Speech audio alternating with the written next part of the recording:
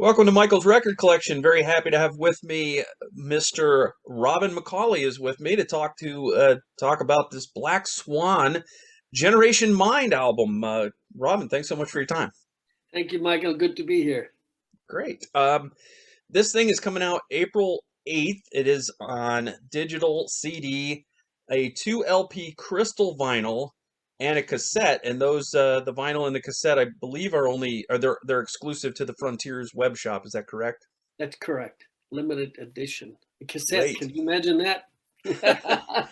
I tell you, I'm old enough to think that to have thought that records were never coming back, but let alone cassettes.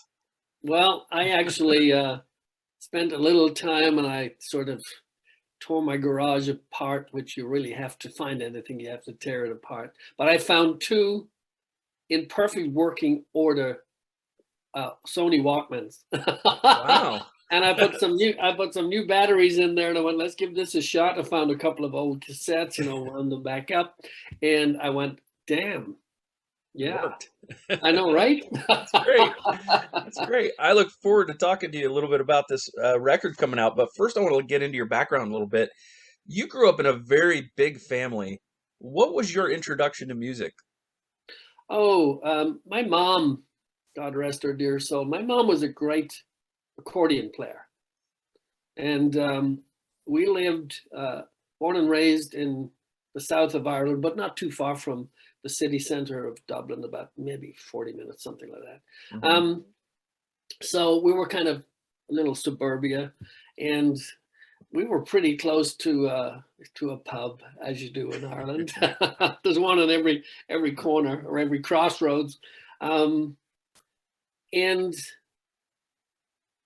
so many people would just gather at our house, and knowing that my mom played the accordion, and they'd show up with violins, and they'd show up with just a snare drum, and sometimes not even a snare drum, a washboard, or thimbles on their fingers, or spoons. Spoons was a favorite, and I play a mean spoon too. Nice. And then my older brother, he was in the school band. He played drums. I thought I was going to be one of the greatest drummers in the world, so I played drums for about maybe 12 years or something, and I sucked.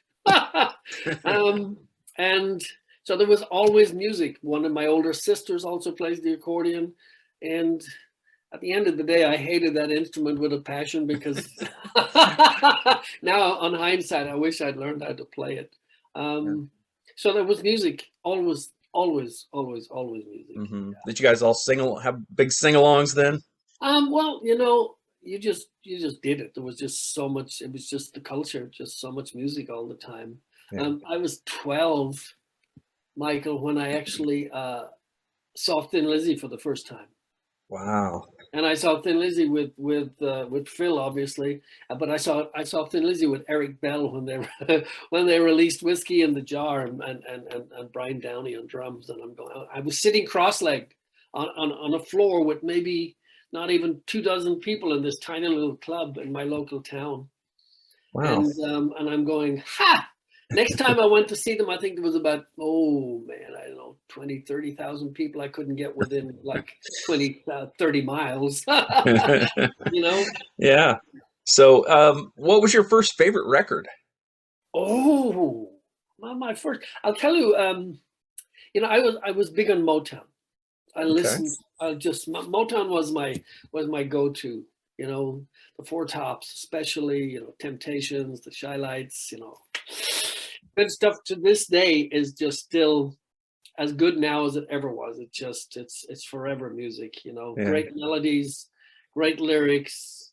Those hook lines were just, never to be forgotten. So I just loved Motown music.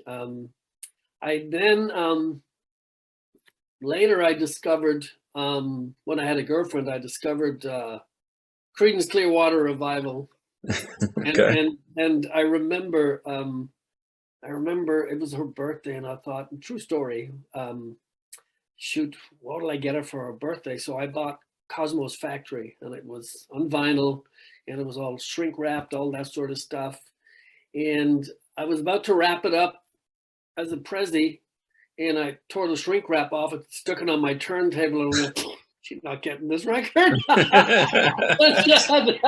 And she did not get that record. And yeah, what a just John Fogerty, just fantastic. And then, of course, I discovered Paul Rodgers, and that's a whole different story. Then the world of rock was like an open book, and I'm going, oh, well, here we go. And that's really, he was my first sort of real rock god, dude. Yeah. that I got in. And just about everybody's, I think, you know. Not sure why he's not in the Hall of Fame, because he certainly should be, you know. Oh, for sure. Yeah. But that's another Yes. subject. So, yeah. You began you mentioned it, as a drummer. When you were very young. Elton John talked in his autobiography about having to slip out of a pub through a window to avoid police checking for underage patrons. Do you have any similar stories like that from your days in the pub? When I started playing drums, I should never have been allowed into the venues. And maybe it's because I was, you know, pretending to be a drummer. Because I was way in the background, nobody paid much attention to me. And so I got away with that for a long time. But, you know, in growing up in Ireland, there was a kind of a blind eye cast on, because you could bring your kids into the pub, you know, and tuck them away in a corner as long as they stayed quiet, and give them a bag of crisps or something, you know, to shut them up or something like that. And of course, closing time was never on time. You know, the pubs closed when everybody left, basically, and that could be any time. Yeah. And typically, people in the pub who knew each other playing music would spill over into those people's houses, and God knows that would go on. I remember getting up for school sometimes, and there'd be music still going on in my living room, and that's not an exaggeration. Yeah. And you know, you could get away with a lot of stuff. I know I did. I was playing drums in places I should never have been allowed to be playing, and you know, then you get older and you keep going. You'll come on in. You bring the younger kids in that you remember. I did it. You do it. Yeah. And I guess it was just how we grew up, really. You know. Mm-hmm. Yeah. You the story goes you were visiting your sister in London and ended up staying in England, and Now, at the time, you were still a drummer. How did you end up getting an offer to become a pub band's singer? I think I was about 20, 21 before I had my first taste of alcohol. I was never, you know, I'd go into the pubs with people, with my friends, but I wasn't drinking. Wasn't just something I just didn't feel I needed to drink, you know, just because I was in a pub. But with my brother-in-law, he took me to a local pub when I went to visit my sister, and there was a band playing, as was typical, and I think it was a Friday night or something, and they knew that I did background vocals when I played drums. You know, I sang most of the night as a backup singer, and you know, everybody was drinking. I had my first taste of alcohol. And I ended up on the stage with this band, and I threw a couple of songs at them, and they were going, yeah, right, whatever. And surprising to them, the keys that I was giving them was the key I was singing in. And I think a little while afterwards, I was approached by that same band to see if I'd be interested in singing. And I had no interest in singing, really. Singing just wasn't something that I didn't have a plan to be a singer. It just kind of happened. Yeah. And so I was with that band for a number of years, and then I was approached by a bass player and a guitar player who later on became a London band that I was with, Grand Prix, and recorded 2 records with them. And so off it went, you know. Actually, while I was singing with that band, Grand Prix, just when Michael Schenker showed up at one of the gigs, and he had Cozy Powell, the great late Cozy Powell, Chris Glenn, his bass player, Andy Nye was his keyboard player, and the next day I got an offer to come rehearse with Michael Schenker, but I was actually leaving on tour. I think with Sammy Hagar, we did the Stanley Hampton tour. Yeah. And never ended up joining Schenker until another 4 years after that. Now, when you were with Grand Prix, you you opened for Iron Maiden's Number of the Beast tour. Yes, sure did. What were the guys in Iron Maiden like at that time, and Well, how did they treat you guys as the opening I act? mean, they were all friends. That Mhm. was the cool thing. We where we used to rehearse as Grand Prix, next door, Bruce Dickinson actually was singing for a band called Samson, Mm-hmm. and they were kind of next door to us, so we all knew each other. And in actual fact, Bruce and our bass player were sharing the same apartment. So Okay. we were all really good buddies. There was a big festival coming up, the Reading Festival. We were sort of hailed as the new wave of heavy metal, one of those bands things. And Samson were on the bill. Iron Maiden were headlining, and that was, for all intents and purposes, Paul Di'Anno's last Iron Maiden show, because after Maiden saw Bruce singing with his band Samson, I remember we carried on rehearsing because we were about to go back out on tour, and Bruce came into our rehearsal room and he was like beside himself. And he said, Maiden just asked me to join and I don't know what to do. And I think we kind of pummeled him because it was like, what do you mean you don't know what to do? And so Bruce went on to get the Maiden gig, record Number of the Beast, and they asked us to be their opening act, and it was they never looked back, needless to say. There's an understatement. And it was just phenomenal. Great band. Oh my God. I remember Steve Harris one time, and I said, how do you guys just deal with this audience? And he goes, I'll tell you what it is, mate. He goes, you come out, you kick them in the balls, they go down, and when they get up, you kick them in the balls again. And that's exactly what he told me. And that was their philosophy. They just came out full on, like a Panzer tank division, although the British Army didn't have Panzer tanks. And like yourself, they're still doing it. Well, it's just I love what I do, and as long as I can keep doing it with some dignity. You had your first big hit with Far Corporation doing a little known song called Stairway to Heaven. I know that you have spoken with Robert Plant about it because you guys were both on the Thomas Gottschalk Saturday night show. But I'm curious as to whether you've ever gotten feedback on that version of it from Jimmy Page or John Paul Jones. Oh yeah, they loved it. They loved it. I remember at the time because it was such an exciting and blasphemous thing to do to release Stairway to Heaven. It really wasn't our idea. I mean, Bobby Kimmel was on there as well. Mm-hmm. It certainly wasn't our idea. I was recording some demos in Frankfurt, Germany, and a manager we had at the time happened to play some of these demos to Frank Farian. And Farian says, oh my God, I would love to have this guy in the studio. And so I got an invite to the studio. I didn't know what we were doing. And then he started playing Far Corporation's version of Stairway to Heaven. And I remember, as did Bobby Kimball, you can't do this. You just can't do this. And he goes, no, yeah, we can do it. And so we did it. And Thomas Gottschalk show was the first time that I think even Robert Plant knew about it. I mean, you have to get licensing and all of that sort of stuff, but it wouldn't potentially go through him. It would go through the publishers and whatever.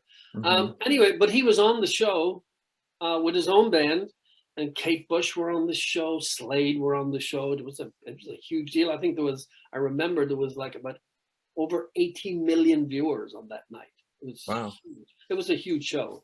And we were rehearsing or taking our camera positions throughout the day for the show that would ensue that night. And we had this big black backdrop with Stairway to Heaven in silver. And I guess I had my back to the cameras for whatever reason. And the guitar player said, Robert Plant is staring down the back of your neck right now.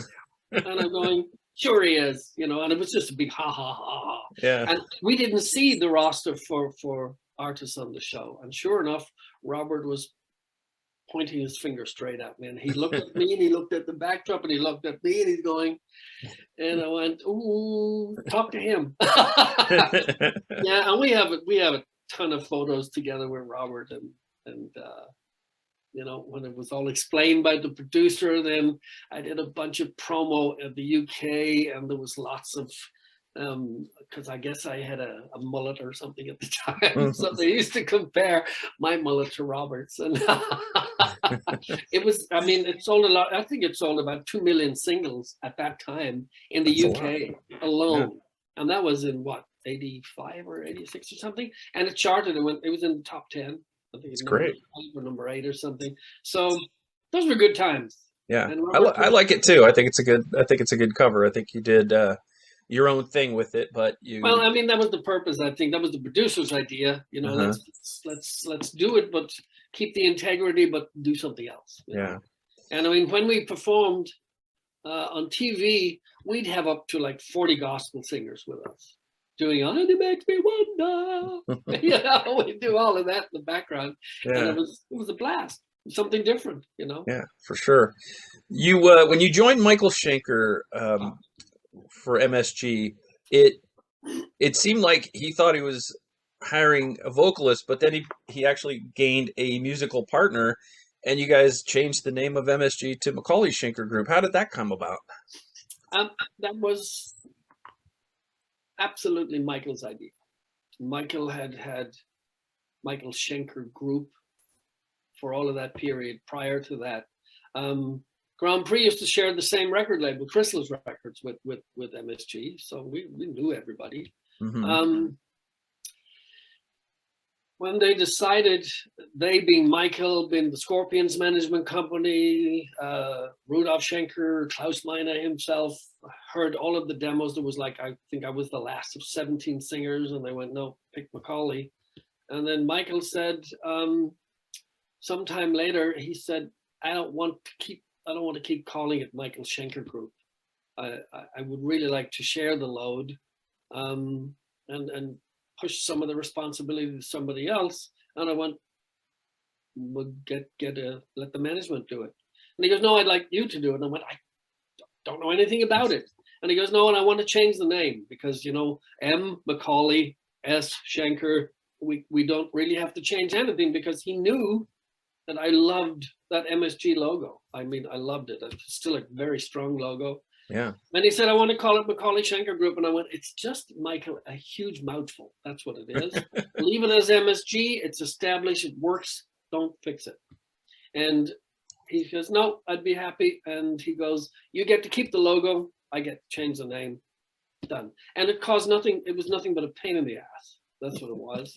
Because, you know, you could find McAuley Schenker in a UFO bin, and a Scorpions bin, and a Michael Schenker Group bin, in a McAuley Schenker Group bin. And I'm going, I told you. The record company went to great lengths. You know, this is where the record is. This is where the record is. And I'm going, oh, dear God, you know. And at the end of the day, everybody would call it MSG. And I went, you know, it just rolls. You just don't mess with stuff. Yeah, it did have a really good logo. I liked the logo. And you had a breakthrough hit in the U.S. with "Anytime," which I think is still a song that's in my rotation. I still love that song. Thank you. You know, in those, you know, in the late '80s, if you didn't have your MTV rotation or your VH1 rotation, or you weren't on a P1 playlist on the radio stations, and you just didn't have the song, the chances were you didn't get the tour, because nobody knew who you were unless you were on MTV. So the label would always go, hey guys, I'm not hearing the song. And so you'd be, you know, what are we doing here? Writing by numbers, you know? And there was an expectation of, I need the song, and it has to be in that sort of genre. And of course, in those days, there was a very particular 80s sound sort of genre and a look to go with it. And I mean, we certainly had the hair. And I'm glad all of that's gone. You know, that sort of the pressure to write. I mean, a good song is a good song is a good song. And I love good melodies. I go a good hook line. I mean, that's the kind of music I like, and it doesn't matter what genre you put it into. I just, you know, but that was the kind of what we were pressure, the thumb we were under. So yeah, we got the radio stuff, and we got the tours and the rest of it, you know. Yeah, it's so crazy that that happened in the 80s with hard rock, because, you know, hard rock and metal became a little formulaic, but the 80s were, it was a decade that had so much variety in the hits that were coming out. There were music from all over the world because of MTV was becoming popular, all different styles, and yet that one slice, that hard rock heavy metal slice, just became very much you know, a pinch point of putting it into, you know, this little box and not letting you guys expand. Bag. They put it in, and they had to put you into a bag to know where they would find you. And if you did something outside the realm, if you were changing your style, I don't know where to put you now. And it was like, you know, the labels were beside themselves, and so were the bands, because, you know, there was a certain, this was the formula. Yeah. And of course, for a long time, that formula was the winner. It was the winner. This is, I like eating this bread and I love those ingredients. Why are you going to change it? Yeah.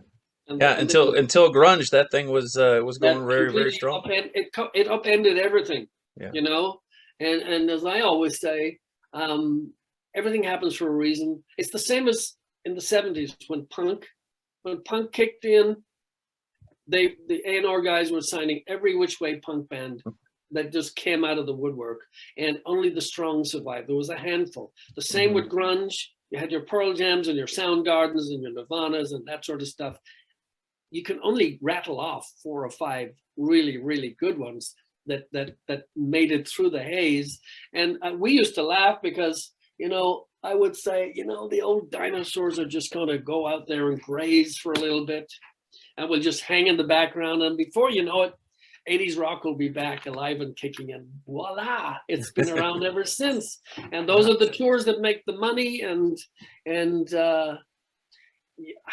look at the TV and look at all of the truck and car commercials. 80s rock music, 80s rock music. And it just stuck. It stands the, you know, look at Zeppelin. I mean, you think Zeppelin were just released yesterday, and because you know, it's just, and there's a lot of new bands that I really like that are sort of hunkered down to that sort of 70s, 80s mixture style, and some of them are really nailing it, getting it right, and with a new twist. So it's refreshing. It's really good. Yeah, sure are. So tell me a little bit about this Raiding the Rock Vault, your Vegas rock shows. I actually got the opportunity to talk to John Payne recently, and I know that John gave you the phone call and kind of got the ball rolling a little bit that way. Tell me a little bit about these shows in Vegas. Yeah, I was singing with, and I'll try to make it short. I was singing with Survivor. I was home, was picking my kids up from junior high at the time. I'm in the car, phone rings, Robin, John Payne. And John had actually been out with his version of Asia, and we did a show. They opened up in the mid-afternoon for Survivor, and then he stayed on stage and he watched the Survivor show that night, and he started telling me that, you know, he invited me to the studio. He goes, we're doing this kind of thing. This is the idea. Simon Napier Bell, that used to manage Wham, and George Michaels, was basically the idea behind the whole thing. And so he had a bunch of songs to record. He goes, pick what you want. So I came and met John, and oh my God, we had the best fun. I'm surprised we actually recorded anything, because we would just start talking about this sitcom and that joke and this, and it was just, I love John to death. And so we did a sort of a showcase style show in downtown LA at the Mayan Theater, and out of that was created a 3-minute sizzle that they took to Vegas. And we thought maybe at best a weekend, 7 years later, and best of Vegas for 7 consecutive years, almost 1,500 shows. I mean, it was crazy. And yes, we moved around from place to place because, you know, management and production were always looking for closer to the strip, a better show, a better, and Vegas is Vegas. It's not all glamour, and it's not all you think it's made out to be, because it's a lot of work. It's a lot of work, and you have to be very consistent. But we managed to hold our own for all of that time, and right up to pandemic, we were working 5 nights a week. And the story goes, as I sit here, that maybe May or June of this year, the show may reopen. Nice. Yeah, it's you've had so many unbelievably talented and well-known musicians come in there. It's really like my my wife comes from Las Vegas, so we get there every so often, and I would love to see that show. So I hope it does get going again. Yeah. So watch for it. It'll be up on the site, you know, radiothrockfall.com, and they'll be updating it all the time. And people love it. Yeah. You know, it's classic rock, but it's an all ages show, and man, we cover a lot of ground in 90 minutes. It used to be, I think the first show at the Mayan was 2 hours 40 minutes, Michael. Yeah, I can believe it. When you go to Vegas, we trimmed it down. We got down to 2 hours 10 minutes, and then the casinos were going, I'm sorry guys, we need people out at the slot machines. Yeah, we have to have their money. Yeah, so we had to break it down to a 90-minute show. That's your cap. Yeah. All right. So Black Swan, this is yourself on vocals, Reb Beach from Winger and Whitesnake, guitars and backing vocals, Jeff Pilson from Foreigner, and Dokken, ex-Dokken on bass, acoustic guitar, keyboards, and backing vocals, and Matt Starr from Ace Frehley's band and Mr. Big, drums and percussion.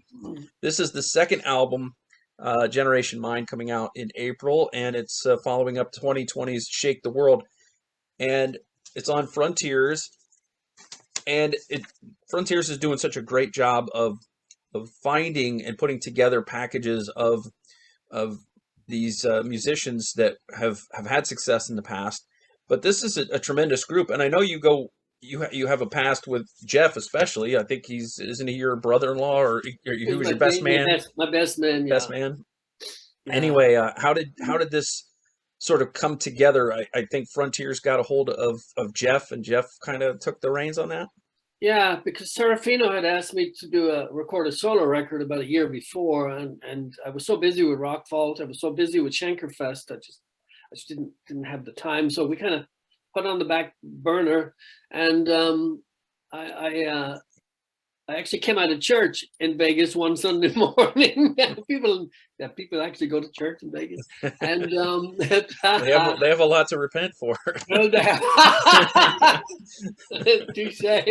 That's a good follow up. And Jeff called me, and he goes, "Hey, Serafino's been on the phone. He wants me to put a sort of a super group together." And I'm going, well, wait, super groups. You know, you can't talk to me about super groups. That's just a horrible title. And he goes, no, I know. I'm not, that's not my thing either. He said, I spoke to Reb, and he said, you know, Reb did Tooth and Nail with Doc, and Reb was my first choice, and Reb's totally down for it. And he said, you're my only singer. So he says, please don't say no, because I'm not going to talk to anybody else. And I went, oh dear, well, that sounds exciting. And I said, but you're playing bass, right? And he said, no, I'll be producing, and I don't mind getting involved with the writing, but I really don't want to play bass. And I went, well, that's a shame, because I do want you to play bass. And so the writing started, and Reb and I kind of, you know, because Jeff would lay down a guide bass as part of the writing, because the three of us did the writing. And Reb and I said, well, we know who the bass player is, and we sort of bludgeoned him and said, come on, you can do both. You can produce, write, and play bass. So then we needed a drummer. I recommended, I think there was a bunch of different choices that suddenly became very busy, because the time factor was a little stretched out, because Reb was so busy and Jeff was so busy and I was so busy. I was going, how are we going to make this work? Even find time to record. So Matt Starr had been a swing drummer for Raiding the Rock Vault, and I worked with him on a couple of live scenarios as well. And I said, Matt would be great. So Jeff sent the tracks to Matt, and before you know it, we have Shake the World, and a great record. We were super, super excited about it. The reviews were great, and then the pandemic hit soon afterwards, and you know, it just kind of rolled as it did. But the interest was great. And so when it came around to this one, we were like super stoked and super ready for it. It really sounds like a band. It doesn't sound like a project. Yeah. You know? Yeah. And I think that's what makes us work together.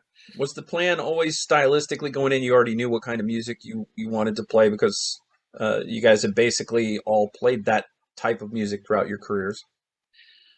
Well, I do remember Jeff, because I said to Jeff, so what did they want? And he goes, well, you know, classic rock. And then we just kind of cracked up. We're going, oh, really? And I don't know if we put a classic rock hat on. Just wrote the music. Yeah. And what came out, and you know, it's the kind of music that we wanted to play, whether you call it classic rock, hard rock, whatever rock. It's Black Swan rock. Yeah. So tell me about that. Tell me about Black Swan. Where did that name come from? Oh, like every band project thing, you know, dude, what are we going to call it? So we came up with a bunch of names, and they sucked. They were like the worst names. And then Reb called one day, and he goes, hey, so Kip Winger and I were just chewing over, and Kip was listening to some of the tracks. He goes, dude, this is killer shit, right? And he goes, you should call it Black Swan. And poof, there it was. That's simple. Thanks, Kip. Yeah. And of course, because we were sort of, you know, about to launch into a pandemic, we didn't know anything about, you know, Black Swan as a title has all got to do with the economics, and people are going, were you guys alluding to that? No, and we were also not alluding to the movie either, or you know, and it's actually got nothing to do with a bird. It's a band name, of course. Yeah. We used it. I'm actually wearing the first Black Swan shirt. Nice. Yeah, it's a great name. It's very strong. It seems to really suit the band perfectly, and of course, the new artwork I think is just awesome. So yeah. Now, did Frontiers hook you up with an artist for that? We worked with Stan Decker on the first record on Shake the World, and Stan was our go-to guy for the second one. And I spent a lot of time with Stan to develop the cover for the new one. Jeff and Reb decided that they wanted to wash their hands of it, and they went, "You take it, McAuley. You just deal with it. You just and just keep us posted." And so I had great ideas. Centered around the Plague Doctor and the Plague Doctor mask back from the Black Plague days. And I can do some graphics myself, so I would do a lot of renderings, and I take the mask and I put it on a swan head, see how that looked. And oh my God, there was some wild stuff. I think the artwork's great for both of them. Yeah, thank you. And then I had like gas masks on, and I would put the beak on the gas mask, and then I put big goggles on, and I put the mask on that. And then it sort of started to develop into that sort of futuristic alien-esque thing. And so I'm throwing all of these images at Stan, and I'm thinking this guy is just going to lose it in a minute because and the label in the beginning didn't want anything. They didn't want to do that. They just didn't want to go down that road, and we sort of went, nah, we don't want a swan, because a swan really doesn't have anything to do with the name. And so that's what we ended up with, and we tweaked it, and I got the colors from Alien because they had that sort of cold blue dripping steel, and we tweaked it, and then I went, I think this is it. Sent it off to the lads, and they were going, killer. It's awesome. Yeah, it's and great. Generation Mind, of course, we decided when we were writing the song, it would be a great album title, and it's kind of stuck. We didn't change. Yeah, it's the first single off the album as well. Yes. And then you came out with the Eagles Fly. I got to say this: you on these two Black Swan albums and the 2021 solo album, Standing on the Edge. You haven't lost a beat there with your voice. It's how do you keep in such great shape? You still sound great. Oh, thank you, thank you. You know, it's my instrument. It's my responsibility. It's you know, I'm not getting any younger, so we won't, you know, break out the violins on that. So, I suppose, Michael, for as long as I think I'm capable of doing it, then it's my job to take care of my instrument. And I always say to my wife, I'm done. I've had enough. You know, she goes, what else are you gonna do? You know, and I have a great thing about you know, there's a lot of singers get a lot of bad raps for what, you know, for not being able to perform. And it's just something to me personal.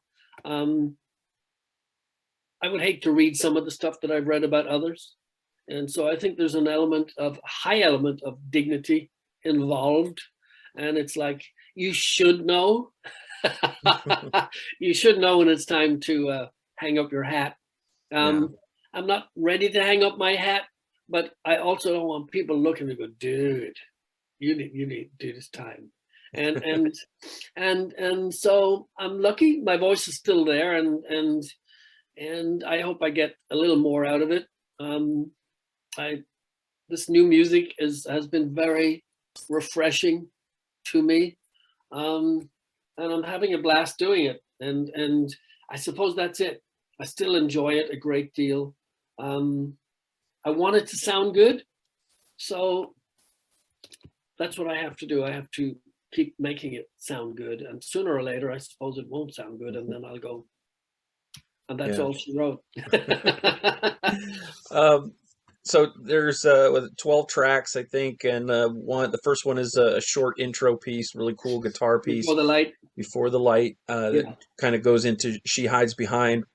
The full band comes in there and just brings the rock, and just like I was listening to this even today, and I'm going through song by song and thinking, this could have been the single, this could have been the first single, this could have been like, there's just no, the quality level just never drops from start to finish. I wondered if you had a favorite from the album. I have several. I have several. I don't think the label wanted Eagles Fly even as the second single. I think they wanted something else. And Reb and I are going, oh, dude, this got to be a single. and you know, what is a single anymore? You know, it's a showcase for the record. You know, it's not like they fly off the shelves or anything like that. But it's important, I think, as long as you're supporting your own record, to back it up by something that you think is the record. You know, and obviously, a good hook line doesn't hurt. I think Eagles Fly is a kick-ass song. It's a great song. I love Wicked the Day. You know, I love storylines. Miracle, just a little FYI, when the album drops on April 8th, you know, there's always a third single on the day that you drop it. So Miracle, I believe, will come out with the album drop. Okay. You know, I'm great on, I love the old ballad, man. You know, How Do You Feel? I think it's a beautiful song. I think it's really cool. That's my favorite song on the album. I don't want to admit that because it's a rock album. You're not supposed to go for the power ballad, but have you heard the acoustic version? No, I haven't. Now that's it. It's just, Reb just takes on a whole different thing on the acoustic version. It's just, dare I say, it's gorgeous. It's just, and unfortunately, or fortunately, usually the bonus track of which is usually an acoustic version of one of the songs, usually only hits the Japanese market. So, and it did on Shake the World. I don't even have a Japanese copy, you know, so I'm hoping to get back to Japan and buy my own copy.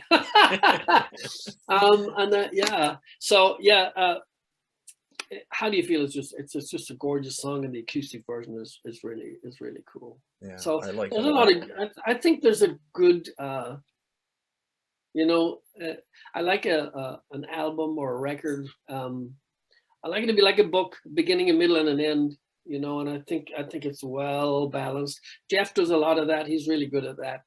And we were kicking around what should be the first song, and you know, she hides behind this. It's actually, lyrically, is not something that we would normally put out there. You know, it's like a hooker truck driver. And I'm not even sure how it came about. It was just kind of fun. And it was just a driving sort of track. And we just, you know, fast communicator with an open carburetor, you know. And I remember coming to Jeff and I'm going, can I actually say that? And he goes, I think you're already doing that. So he goes, I think it's the perfect opening track, you know. And so there you have it. It just comes at you, you know, 18-wheeler. Yeah, for sure. I think See You Cry is a catchy rocker. I think it is. The Killer on the Loose could have been a single. Who does the little news report in the middle of that song? That was Jeff. So when we were on when we did the Shake the World album, I wrote a song called When Johnny Comes Marching Home. Yeah, that's a good one. And when I came to Jeff with the lyrics were very poignant because one of my sons, by the grace of God, was doing a part-time job and he was called into work. He was supposed to have the night off and he was heading over to this club very close to me called Borderline, where a former soldier was home from active duty. And then he went back and shot up the place, shot 12 people, including a sheriff. And Johnny Came Marching Home was basically about what happens to the soldiers that are so affected and not no proper counseling, et cetera, et cetera, et cetera. And so you have a devastating act to a community, to families because of such. So Jeff put in, when we were doing it, I wanted to have, you know, marching drums on that to sort of emphasize what more of where it was going. And so we decided to put that you know, those stories in Johnny Come Marching Home. So when it came to Killer on the Loose, which is basically about the Jack the Ripper, there was a whole breakdown on it. He goes, what are we going to do here? And I went, I think we should do a little bit more of that.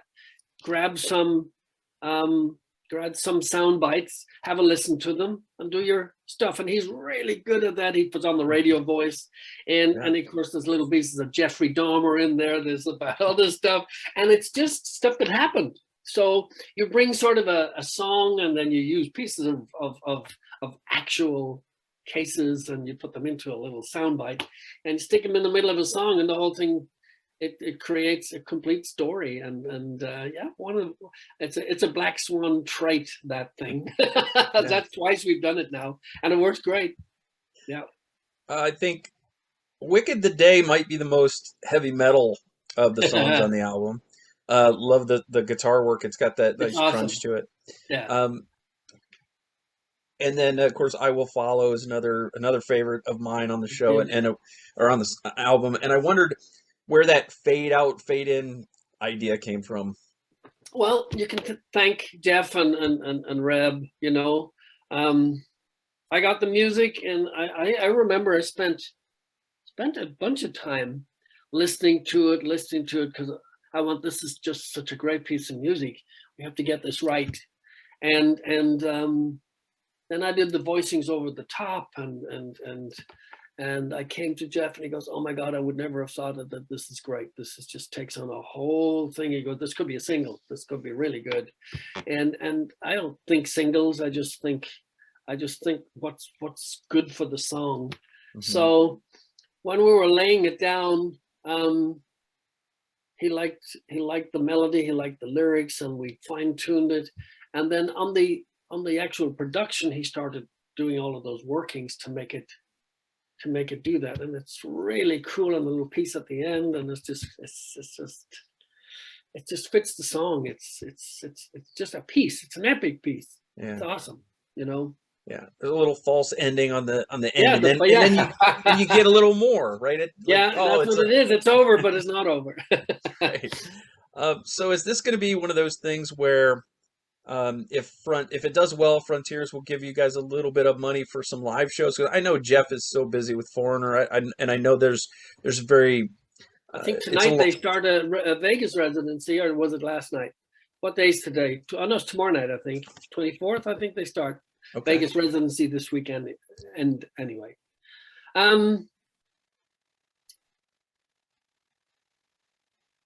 we would love to play live. I mean, we were asked this last time, you know, is this, I think the question always is this just a Frontiers project that's just going to go away and we'll never see you guys again? And maybe there's a lot of people who never want to see us again, but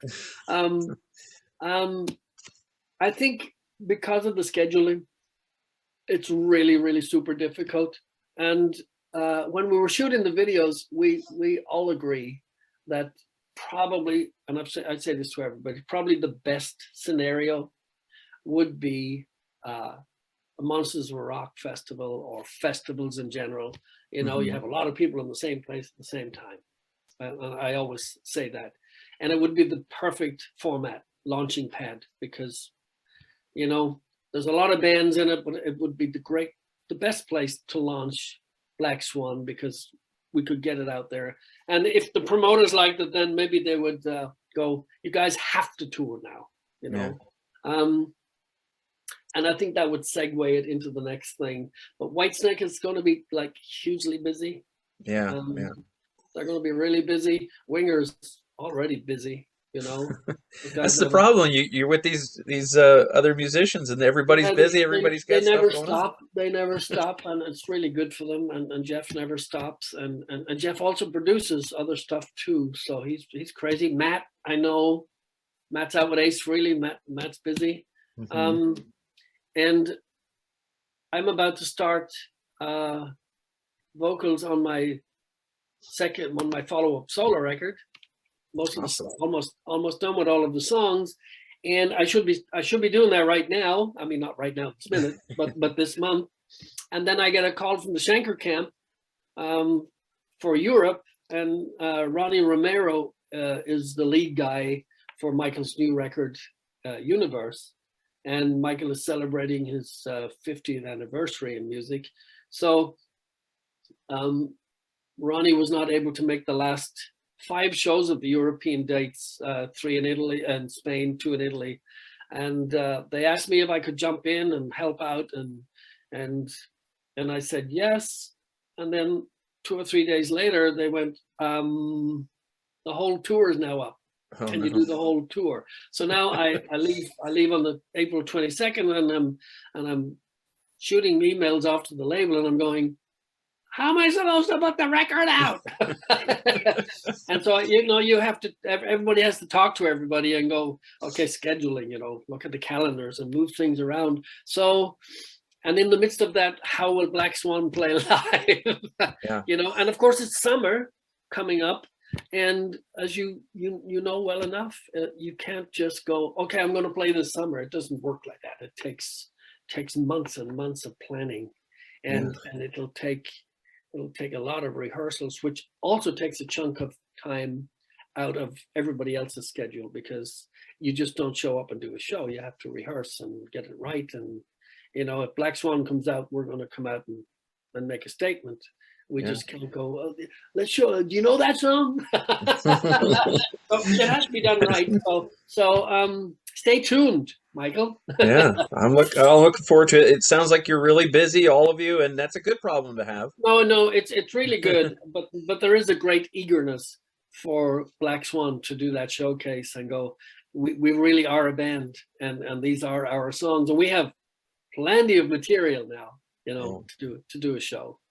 I think it would go down. It would go down really well live. Well, the reviews are awesome, and thank everybody for that, because it's you guys that make the difference. I mean, we just do what we do, but you guys have to like it. And so far, the reviews are fantastic, and we really so appreciate that. That's awesome. Robin, do you have a time frame for your next solo album to come out?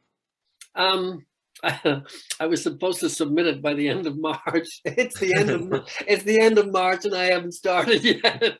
You know, I have all the songs ready. I just haven't recorded them because this rest of this stuff happened. Yeah. So it may come out by the end of the year, or we get it recorded and they may kick it out at the top end of next year. Got it. But it could. I'm hoping by the end of the year we'll have it done, and then you have to be careful at the end of the years because they just get buried. You know, Christmas. I'll end up making a Christmas record. Well, if it's anywhere near as good as Standing on the Edge, it'll. I'm looking forward to it. So some great songs on it. I'm very excited about. So. Robin, thank you so much for your time. I appreciate it. It's been great learning about Black Swan and Thanks, diving into your past. So thank you so much. I wish you nothing but the best of luck with this, with the tour with Michael Schenker, and with your next getting those vocals recorded for the next solo album. God bless you, my friend. Have a great weekend.